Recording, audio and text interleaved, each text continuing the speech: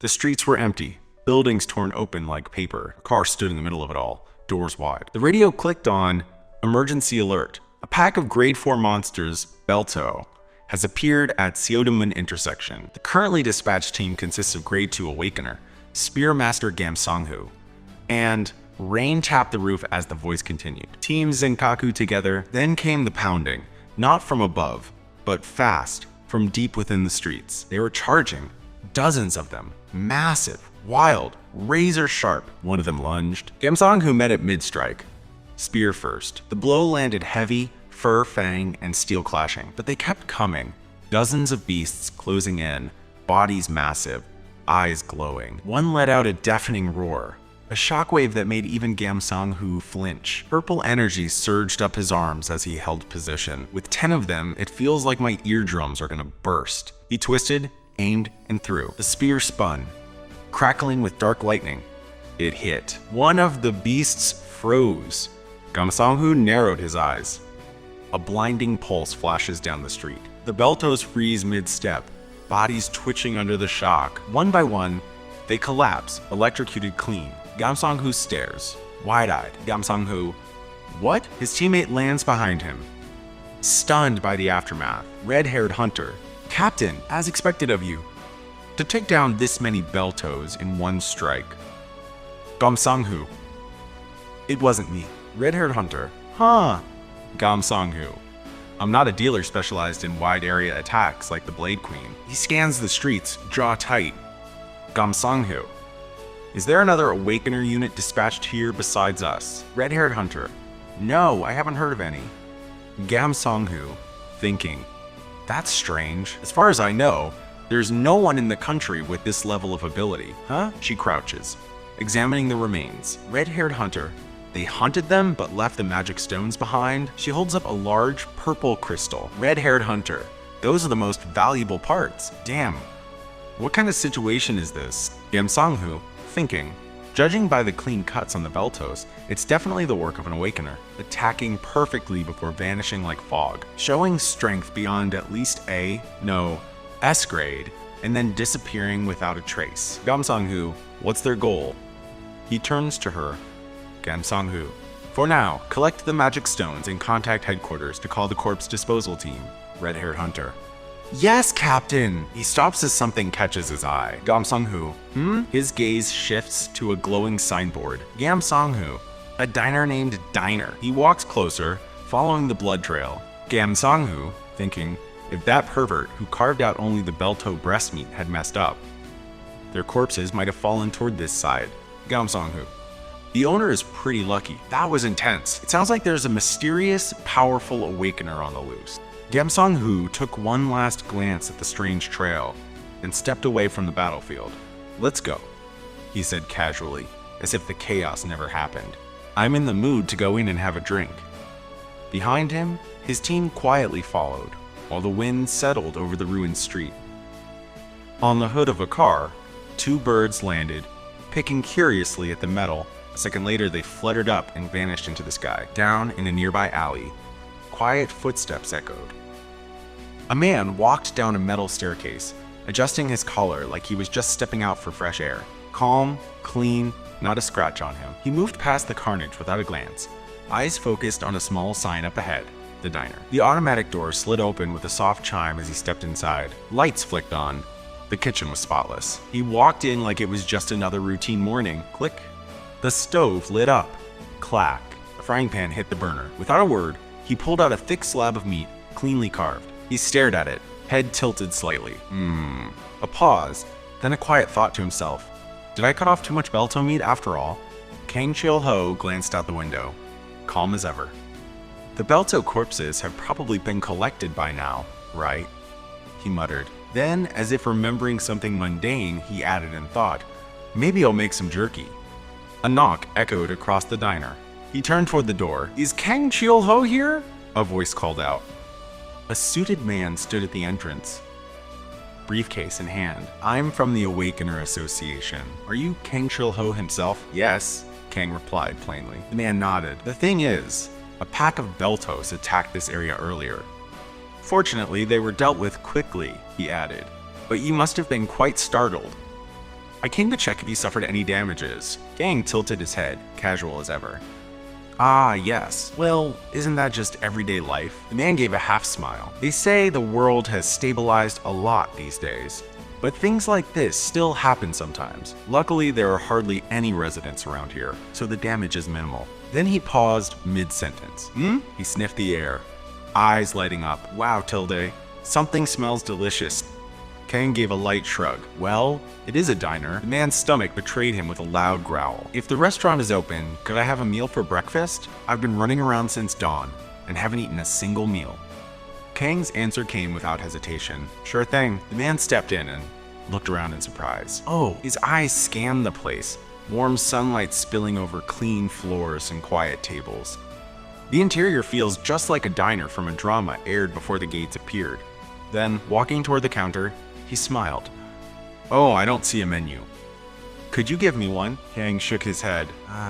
We don't have a menu. We cook based on whatever ingredients we get each day. The agent glanced up from his seat. Then, is there something like a daily special? Kang tied his apron calmly. You could say that. He turned with a faint smirk. Today's menu is Belto steak. The agent blinked. Belto? His mind flashed to earlier. Must be those guys from before. I saw 10 of them. Thankfully, Master Gam Sang-hoo took care of them, and they headed straight to the market, it seems. Kang replied, yes, thanks to that, I was able to get a lot of fresh Belto meat. They're ferocious, but their taste is exquisite. The agent raised a brow. Belto meat, you say? Kang didn't pause. Just try it as a steak, the agent chuckled. Well, that sounds exciting. But a quiet thought slipped in. Steak, all of a sudden? I thought this was a casual diner. I hope I have enough money. The knife hit the board, thick Belto meat under the blade. Kang's expression didn't change. Then, the mood shifted. 30 years ago, his younger face came into view. When I woke up, I was summoned to another world where dragons flew and monsters roamed. I was summoned to another world. I struggled to survive. Winged beasts. Screams. Steel. He stood at the edge of chaos. Alone. The red dragon roared as it lunged forward. Its eyes locked onto him. Kang didn't flinch. One clean motion, and the beast fell in a burst of lightning. After gaining strength surpassing even dragons, he finally defeated the Demon King. A dark throne room shimmered with purple magic as he walked toward the final fight and won. Then, by chance, he returned to Earth, only to find Soul shattered. The world he knew was gone. As he seasoned the Belto steak, his thoughts stirred. During the 30 years he spent, summoned to another world, he fought the Demon King, saw monsters until he was sick of them, mastered their traits, learned their weaknesses, and how to kill them perfectly. But seeing people again, he hesitated. He wondered if there was even a reason for him to step back in. The oil sizzled, the steak seared. The people of Earth, in their own ways and systems, were protecting the world now. That's the kind of era it's become. Kang wiped down the pan, lifted his head, and calmly said, "Done." He served up the dish. Thick Belto steak, perfectly seared, glistening in sauce. The label floated above like a crown. Belto steak. Ingredients? Belto breast meat. Sauce? Kaiju milk. Looked expensive just sitting there. Kang slid the plate forward. Here, try it. The agent blinked. Wow, this is... His eyes popped open like he just unlocked a new tier of taste. I was just going to fill my stomach and go. But this is incredible. He leaned in with a fork. Let's take a bite. His jaw froze mid-chew. It's so juicy. The same Beltos that nearly gave him trauma in the morning. Now healing his soul. It feels like it's soothing my frayed nerves. He shook his head. This isn't the time to think. Chewing intensified. Bite after bite, eyes sparkling. Right, how expensive could it be? Let's splurge a bit today. Then suddenly, sir! Can I get another Belto steak? Kang, cool as ever, nodded. Of course. I hunted them for myself to eat, but empty plate, sauce wiped clean. Phew, that was delicious. Could I have the bill, please? I don't charge my first-time customers, Kang replied. No way! It was so delicious. The agent looked genuinely moved. Thanks to you, I feel like all my fatigue from today has melted away. I think I'll be coming back often, so I'd like to pay. Kang smirked. Then, just $10. All right, he replied instantly, handing over the cash. As he turned to leave, he paused. Thanks for the meal. Oh, and by the way, Kang looked up. Yes? As the public officer left with a polite nod, he handed over his card. Stay safe, he said. In times like these, non-awakeners like us have it tough. If monsters show up again, be sure to evacuate. He smiled, extending the card. Give me a call if anything happens. Kang Cheol-ho accepted it wordlessly. It read, Jaehong Choi, Patrol Unit National Level Hunter Association. A formal title for a surprisingly decent guy. Kang's eyes followed him as he walked out. His thoughts lingered. A tough era for non-awakeners. Not a bad guy. Live long, Mr. Public Servant. Then, without a word more, he turned and quietly sliced into another fresh steak. He took a bite, savored it. A small nod. As expected, it's delicious. Smooth, rich, just how he liked it. Outside, an owl flapped its wings perched where rubble once reigned. Another quiet day. Another beast turned into brunch. Kang stood, stretching his shoulders. I'll have one drink and head in. He walked toward a bowl filled with shining, multicolored Belto eggs. Maybe I'll make snacks with those. His hand hovered above them. How should I cook these? Suddenly, crash. A thud echoed from the entryway. Kang froze. Someone stood at the threshold. A tall man, red-haired and sharp-eyed. Here you are. Kang turned slowly, confused. His brow furrowed. He wasn't expecting anyone. A few hours ago at Seodaemun Traditional Market, Kang walked through the crowded street as voices around him buzzed. Medicine with boiled Belto. We're buying mana crystals at a high price. Since monsters had appeared, livestock and vegetables had become rare. Basic ingredients were hard to come by. He passed through quietly, carrying a bag, with nothing else to rely on. Humans had turned to monsters for food. Some resisted at first, but it tasted better than expected. Or maybe it was just cheap. Now, with artificial cultivation covering vegetables and meat, monster meat still stayed in demand. Thanks to that, Seodaemun's monster market might grow bigger. A vendor pointed at a stack of monster eggs. These just arrived. You should take a look. One of the eggs caught Kang's attention. Looks like a Belto egg just popped up, he spoke, and the vendor shrugly added, they all look the same to me. Awakeners did check them, but I can't really tell. Kang's gaze sharpened.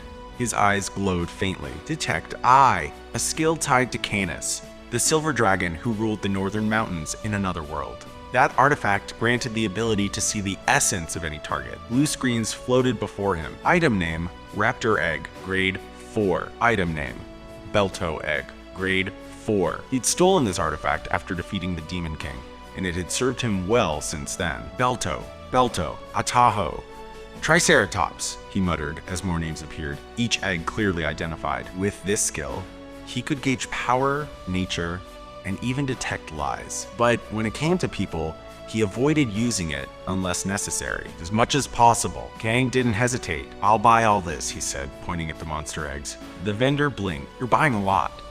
But Kang's thoughts were heavier. If I know the truth, I'll only have regrets. He scanned the eggs. Every label displayed clear details, except one. Why is there no information about that egg? Without skipping a beat, he pointed again. Sir, give me that egg too. All right. Back in the kitchen, the egg cracked open with a splash of bright yellow. Eating was a waste of time when I was in the middle of a battlefield. He poured in the milk. The pan hissed. I thought a delicious meal was just a luxury. But as time passes, only the delicious things are left. Belto scrambled eggs. Main ingredients, Belto egg, cow whole milk. Food and smell. They're said to be good for recalling a place. The memory returned. Armor clinking, fires crackling. He sat among comrades in a forest camp. There's cow whole milk in it, right? I'm not sure. I used to eat this food with my comrades on the battlefield. Now, seated alone, Kang took a bite. The thick Belto egg combined with the cow whole milk is very savory. He nodded. I also like the soft texture. It's delicious. If I close my eyes, I'm reminded of those times.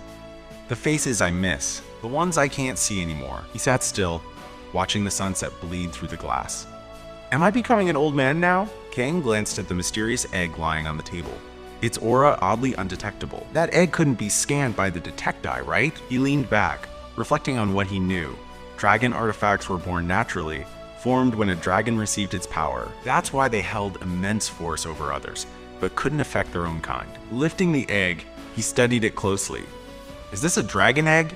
He murmured, caught somewhere between surprise and curiosity. Never once did he imagine he'd pick one up from a market stall. How would it taste? His chef's instinct kicked in. What can I even make from this? But just then, Slam! The door burst open. Kang turned, still holding the egg. A red-haired man stormed in, eyes sharp, tone demanding. "Is this a restaurant?" Kang raised a brow. "I'm here to retrieve my item." The man's eyes locked onto the egg in Kang's hand. He pointed in shock. "So it is here." Kang activated Detect Eye, but nothing. The man didn't show up in the system at all. No data, and if he's after this egg, then it hit him. "Are you a dragon?" The man flinched in disbelief. Kang's voice stayed calm. "So dragons do exist in this world." "I had my suspicions." The man's body ignited with flames. "How do you know my identity?" Fire surged across the room. Kang's sleeves crisped. "It's burned," he muttered. "Answer me, human." "I don't intend to fight," Kang replied. "I'm just a guy with an artifact called Detect Eye." His calm delivery made the dragon pause. "I can't see anything about dragons," Kang added honestly. The dragon's face twisted in disbelief. "Detect Eye? Why is a dragon artifact in your hands?" Kang looked at the red-haired man and spoke calmly. "Oh, you know, Detect Eye? Then this will be easy." The man froze, thinking to himself, that punk is not a normal restaurant owner. How can he be so calm in front of a dragon? Kang casually held out the egg. "Take it. I'm glad the owner came looking for it. I do hope you clean up first before taking it away." The dragon's eyes lit with rage. How dare a mere human talk to me like this? But then something caught his attention. His gaze fixed on the blade. Blue dragon's scale? Is it a weapon? Kang turned toward it and said, "It is a knife, but it can be a weapon. I usually use it in the kitchen." The dragon's nose twitched, sniffing the air. The smell of that cutting board. "Dragon bone?" "Yeah," Kang replied. The dragon's fury boiled over. The value of a dragon's bone, including the scale and flesh, is very high, he thought. But he's using it as kitchenware? He killed my kin and used them as kitchenware? Rage burst out of him. "I can't forgive you." He launched a fiery attack, screaming, "Die, you insect-like human!" But Kang just sighed. As flames surged toward him, he moved aside with ease. "Is it so hard to clean up?" he muttered, watching the destruction tear past him. As I thought, his aura began to swell. His hand tightened on the ladle. With a flick, the ladle swung up, cutting clean through the dragon's blazing magic. The explosion flared behind her. She paused, stunned. "Huh?" Kang stepped in close, energy crackling through him. "Dragons have to be beaten up," he said coldly, then struck fast and hard. "So they would listen." The dragon girl flinched, too slow to respond. Then her thoughts echoed, "Oh my, I'm familiar with that voice. Something about it felt known. Where did I hear it? Where?" Flashes of memory flickered through her head. On a battlefield, he had stood with sword in hand. "I will catch the Demon King," he said, wasting no time. "There's no time, and I hate boring things, so I'll get to the point. Give me the artifact." He didn't wait for a reply. "You don't even use it, so just let me make good use of it. If you don't cooperate, I'll beat you and steal it." In that memory, a massive dragon stood tall, wings stretched over a broken city. The voice thundered from above. "This crazy human is talking nonsense." The man below didn't flinch. Sword resting on his shoulder, he stared back. "I will," the dragon growled. But behind him, another voice cut in, sharp and terrified. "No, father, he's Lycus." The younger dragon stared at him in panic. "I saw him 30 years ago, so I know him. Father is definitely gonna get beaten up." Her whole body shook. "Ah," Kang stared calmly. A child. His aura still crackled with power. "You shouldn't be watching this." The red-haired man jolted awake with a scream. "Ah!" Kang sat across the table. Deadpan. "You're awake. Then shall we talk? I want to talk about cleaning up." "After you finish cleaning up," Kang said, sipping his drink, "I will let you take your stuff." He added casually, "I don't really like dragons because of some personal reason." The man trembled. "So if you don't listen to me, I have no choice but to use some violence." He pouted as he mopped furiously. Kang watched him. "It seems like you're not a native here, since you know Detect Eye." "I was born in the continent of Espan," the man muttered while scrubbing. "Not too long ago, I crash-landed in this world due to an open dimensional crack." Kang tilted his head. "Is the continent of Espan connected to this world?" The man eyed the egg. No wonder the monsters look familiar. "This thing must also come from Espan. In your place, my name was Lycus. In here, I'm Kang Cheol-ho. Have you heard of it?" The red-haired man gasped. I knew it. He's that guy." Kang glanced down. "What's wrong? Your hands are not doing their job." "Oh, this is pretty clean. You can now go take your stuff." The man paused silently, then looked up. eyes sharp. Why didn't you return father's artifact after killing the Demon King? King blinked. Who's your father? Ekmund Rex. That dragon Rex? No wonder your aura is somehow similar. So you're that child back then. Yeah! Kang chuckled lightly, waving his hand. Come here, I won't hit you. I stopped beating up dragons 30 years ago. The red-haired man flinched and stammered. Yeah, you beat me up just now. Don't lie, he added. Even if I don't know human age, I know that you haven't aged that much. The man hesitated, then looked up, curious. How old are you? He began counting on his fingers, muttering, 1, 2. I remember being a bit more than 50. Kang leaned back, casual and composed. So you're in your 50s. I'm older than you. He looked straight ahead and added, I'm 60 now. The red-haired man's eyes widened. Are you an elf? Do you live for a long time like them? Kang glanced at him, amused. Am I that handsome? The man blurted. Not exactly. Kang looked away again, unfazed. Anyway, punishment was the medicine for dragons who were disobedient back then. The man flinched when Kang suddenly laughed to himself. What? He snapped. Kang tilted his head slightly. It's funny seeing a dragon walking on eggshells because of a human. The man's voice rose in protest. Dragons also get scared? You killed my kin. He stepped back in panic. Are you also planning to kill me? Kang kept his tone level. I think there's a misunderstanding that scale knife and cutting board were gifts. Then clarified, I did beat up some dragons, but I've never killed one. The red-haired man still confused. Kang added, I'm sorry, but your father's artifact broke when I was fighting the Demon King, so I couldn't return it even if I wanted to. Kang continued, I'll apologize for that, but I really needed that artifact. He looked at the bottle on the table and gestured calmly. You seem like you have a lot to say. Then asked casually, do you know how to drink? The red-haired man's face twisted in anger. How can I drink with a mere human? But before he could say another word, he passed out cold, slamming face down on the table, completely knocked out. The red-haired man slumped over the table, his cheek pressed against the wood, said calmly, you should be the first human to drink with a dragon. Then added, you should be proud of it. A dry chuckle escaped him. I got one more first human title, Kang replied. He glanced toward the egg. Did you lay the egg? He studied the dragon's face and commented, but you're still young for a dragon. That's amazing. The man shot upright, face flushed. I'm a male. Males don't lay eggs. That egg is my younger sibling. Younger sibling? Kang echoed with a raised brow. He thought dragons were hermaphrodites. A memory flashed. The man explained, not too long ago, a dimensional rift opened in our dragon lair. My parents were out of town, so you became a dimensional stray, Kang said. Then he asked, how long have you been in this world? The red-haired man, still sprawled on the table, answered lazily, about half a year. It's similar to when I returned here on Earth, Kang said, eyes reflecting past memories. The dragon got surprised. What? I heard that you went missing after killing the Demon King. You didn't come back right away? I had some things to do there, so I needed some time to take care of it, Kang replied, unfazed. I see. That's interesting, the man muttered. What is?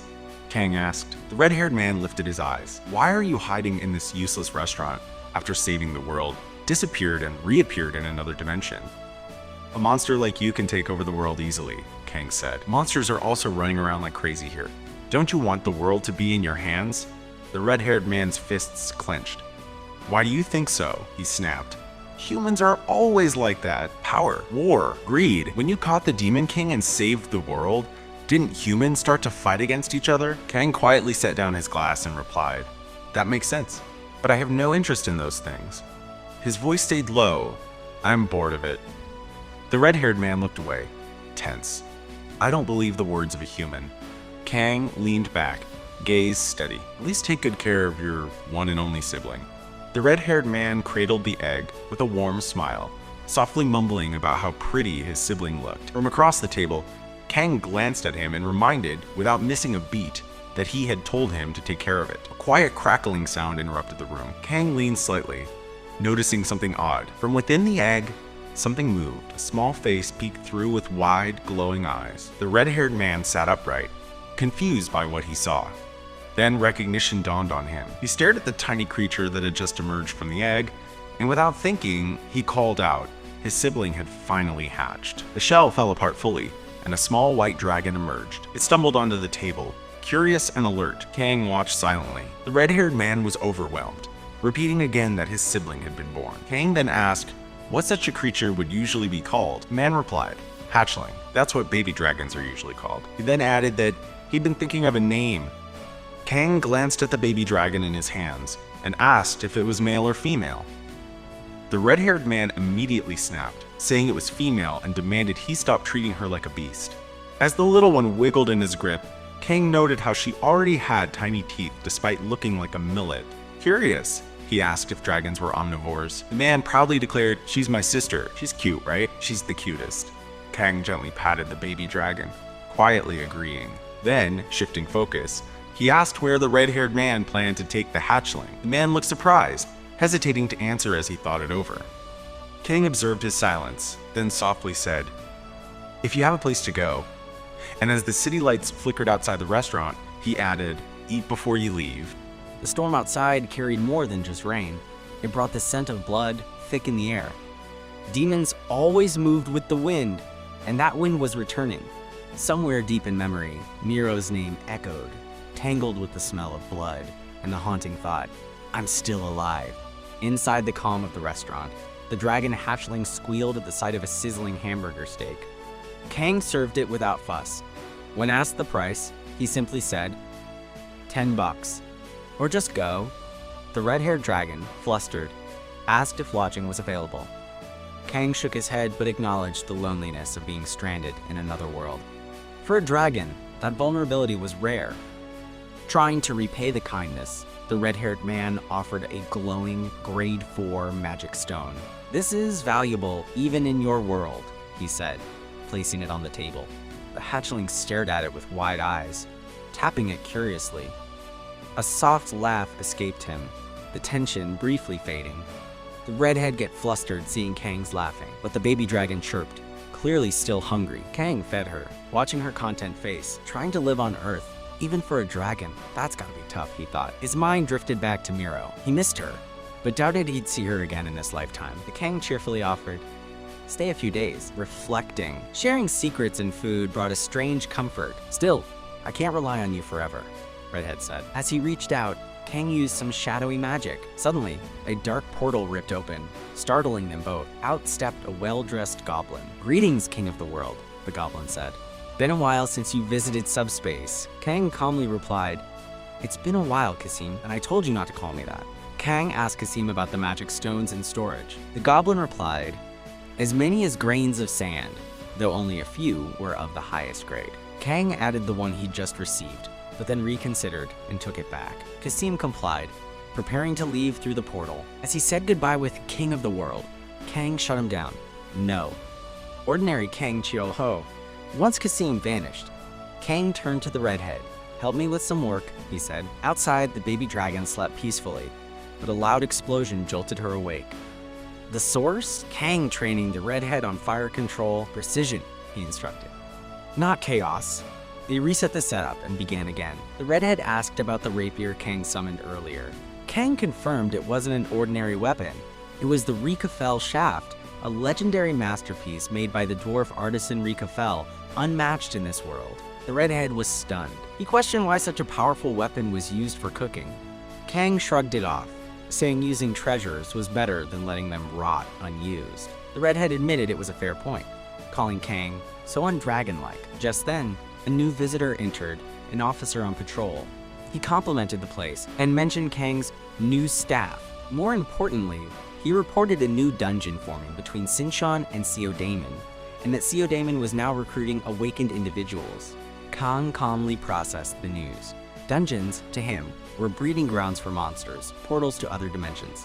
Just like how Khan arrived, this one too confirmed a pattern. Kang listens as the officer shares details about the new dungeon's estimated difficulty, grade 5. Top teams are already assigned. Kim Sang-hoo's squad for Seodaemon and Cheon's team for Sinchon. Kang quietly reacts to Cheon's name, remembering her title, Ice Witch. The officer explains how competition for awakened roles has intensified, likening the job seeker crowd to old labor sites. He admits it's painful to see and even feels grateful for having a steady, normal job. Time passes. The officer thanks Kang for the meal and heads off. Kang notes the popularity of his grilled ataho roast and decides to stock up. At the market, he orders 10 GN of ataho sirloin. Just then, he spots a crowd forming raid recruitment. Among the gathering, he recognizes a familiar face. It's Kim Sang-hoo, the Grade 2 Awakened, known as the Spear Mage. This must be the place the officer mentioned earlier. Dungeon Assault Squads are now called raid parties, a system that mirrors old-school online games. Kang reflects on how his past gaming experience helped him quickly grasp this world's mechanics. With everything becoming game-like, it made sense that even the terminology stuck. In this raid economy, roles are divided just like in games.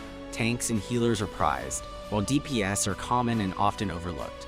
With so many DPS awakened, the market's flooded. One desperate man pleads for a spot, only to be turned down because they're low on healers. Kang listens quietly as Jae-woo reflects on the harsh truth. Only those with exceptional offensive abilities make it. Kang enters the kitchen, noticing Khan isn't around and assuming he went in first. As he's cleaning up, a man hesitantly steps in, asking if the place is still open. Kang nods and seats him, listening quietly as the man politely requests ramen, almost apologetically. Without hesitation, Kang agrees to make it. While preparing the noodles, Kang reflects on how ramen hasn't changed much in 30 years. Still cheap, still filling, just a little pricier now. The man asks about the cost, and when Kang says $2, he lights up. Surprised by how affordable it is, he eagerly asks for 5 bowls. Kang questions if he can handle that much, and the man assures him he can. Curious, Kang activates Detect Eye. The man's profile appears. Alignment, good. Class, God of Food. Proficiency, lowest. Acquisition ability, high. Kang recognizes the class. God of Food. One of my old teammates had that. The more you eat, the stronger you become. That's how the God of Food class works. The strength gain scales with the quality of the ingredients. High-grade monster meat yields significant growth, but early on, the ability is practically useless. Without strong ingredients, progress is slow. You're stuck constantly hungry, with barely any gain.